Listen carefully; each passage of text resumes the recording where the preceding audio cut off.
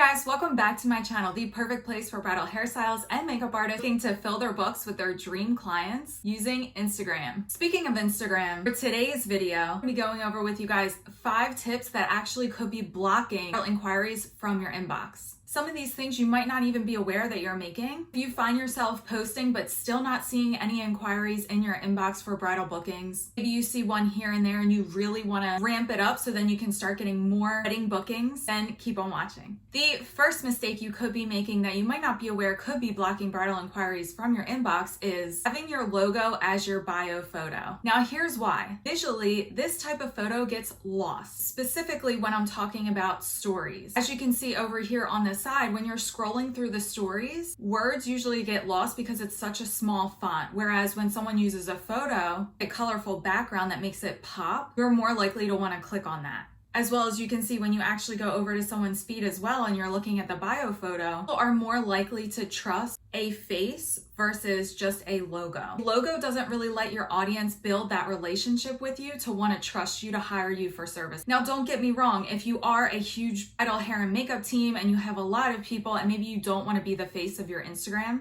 that's totally fine. So if you do want to use a logo, here's what I would do instead. I would make it a really short logo. Let's just say for me, for Marissa Grace Artistry, that's really long. If that was going to be my logo for my bio photo, I would shorten it to maybe MG and make the letters really big and keep it branded in my brand fonts and my brand colors and make it bright so that way it pops. But if you are a solo artist and you do want to be the face of your company, such as myself, I highly recommend changing your photo, a more visually appealing photo of yourself. That way, clients are more likely to trust you and build that relationship with you right off the bat. Now, the second thing that might actually be blocking inquiries from your inbox is not utilizing the guides feature. Guides are such an amazing way to tell all of your potential clients who hop on your Instagram all about your services and how you can help them. If you're not sure what the guides feature is, let's go over to my page, and as you can see, bar on top of your photos, you have feed posts, reels, IGTVs, guides, and tagged posts. You go over to the guide, actually click create a guide, and then you can go through all of your posts that you already have and actually categorize them into one guide. So I actually do this with a lot of my posts because a lot of my posts are very informative for my bride. So I have a guide that is just called Guide for Brides. So if you're giving really valuable captions, another great way to repurpose those captions is to repurpose them into a guide for your bride. So I have a little secret prediction that Instagram is using the guides kind of as a beta tester to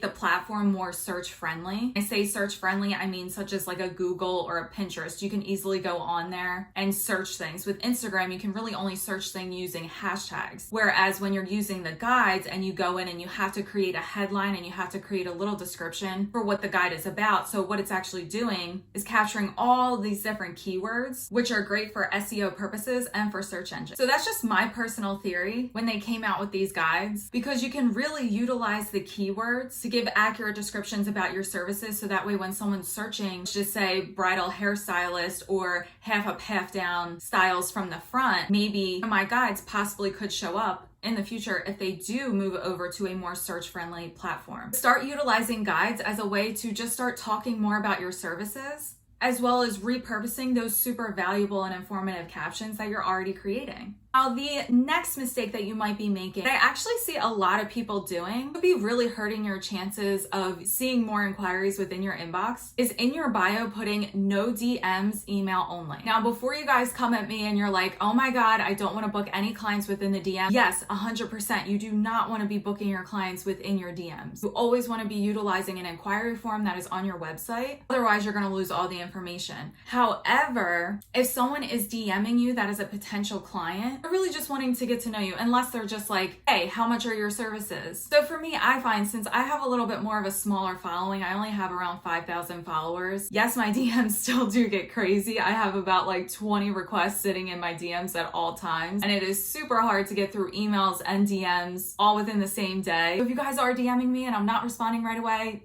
it's just really hard to get through all your DMs, and I try to get back as quick as possible. But for someone like me with a smaller following, and I don't have hundreds and thousands of requests, but I do see brides going in there and just messaging me like, hey, I love this hairstyle, I just want to know if you're available for my date. So the smart thing to do, if they're already interested in your services, is just to point them to your inquiry form. So what I do when someone messages me or DMs me and just says, hey, are you available for my date? Love to have you a part of my wedding day or whatever. If I am available, I'll respond back and just say something like, hey, thanks so much for reaching out. I actually am available on your date, but would you do me a favor? Would you mind heading over to my page, visiting the link in bio and filling out my inquiry form? That way I can give you the most accurate quote. 9 times out of 10, that DM will go over, fill out my inquiry form, and I'm able to send them a quote, and I got them in my email. You're already building that relationship within your DM, so they already feel a little bit more comfortable with you. And if I'm not available, what I'll just say is like, hey, sorry, I'm not available for your date, but you can head over to my highlights on my page. And on my page, I actually have a vendor recommendation highlight. They can find other vendors that are within my local area that maybe are available for their date. Putting no DMs and email only is a huge mistake because in your bio, you only have 150 characters, so let potential clients know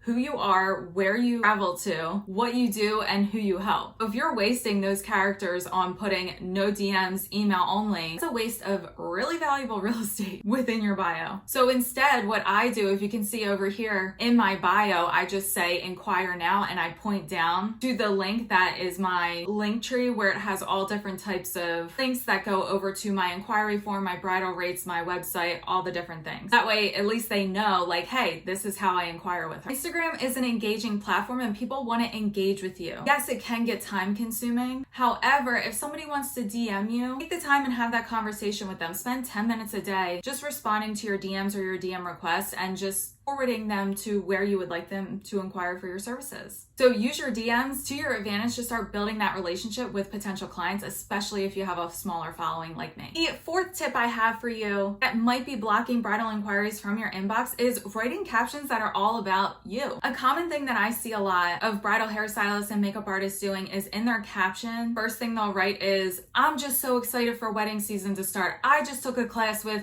yada, yada, yada. I'm up-leveling my skills. I love this kind of a hairstyle. It's all in that format of I, instead of the perspective of who the content actually is for, which is your potential clients and your brides. You're always talking about your own experiences and what you're going through instead of really focusing on things that your clients need to hear from you. Not really gonna wanna read through that post or really get anything out of it. It's not valuable for them. So if you look right here, and I'm just gonna read the captions right down here on my computer. These are some old captions that weren't working for me and that were in the I format. Had the most amazing brides this past weekend. Lauren's boho low bun was magical. Got to add in those pretty dainty florals, that extra boho vibe. Let's look at this next example. Happy May Monday, soaking up the snow and reflecting on such an amazing weekend with brides and brides-to-be. I truly have the best clients. Thank you so much.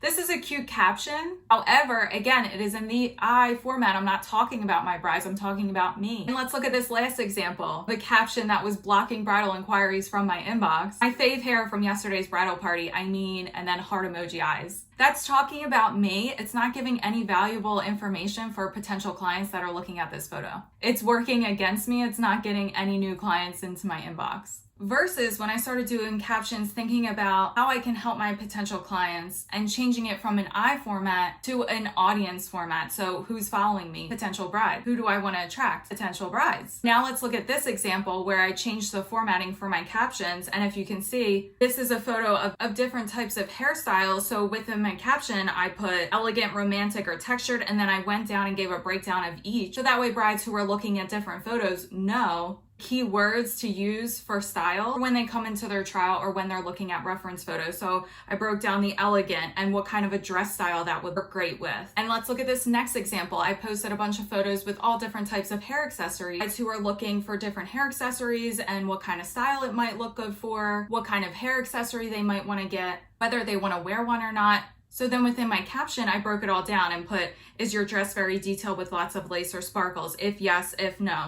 Are you wearing a veil? If yes or if no. I broke down some advice to give them valuable information about hair accessories on if they want to wear one or if not. And I also let them know that, hey, at my bridal preview appointments, you're able to try on all these hair accessories with your look. Those captions are way more valuable than had some great brides over the weekend. So excited. And you see the difference there? When I was posting captions and content that was in the format of me and always talking about myself, clients weren't really relating with that, and I was not seeing inquiries to the amount that I am today. Once I switched that perspective and I changed it and I started thinking about what my clients need, I saw that shift almost immediately. And also something I see a lot, people within their captions will talk in the third person, or even on your website, you talk in the third person. So what do I mean by that? Like if I was to say like my Instagram, you know that it's just me, you know that I don't have like a crazy big team. So if I were to say something in my caption like Marissa is furthering her education with blah, blah, blah, blah, blah, kind of sounds like a robot. You want to sound human, you want to be relatable, and you want to build that relationship with your potential client. So just don't talk in the third person. The fifth thing that might be costing you wedding bookings when you're posting on Instagram is not talking about your services or giving a call to action to let people know how to inquire with you. People need to be led to how to inquire with you. You can't assume that they're going to know to go over on your page, visit your link in bio. You need to actually point them to it.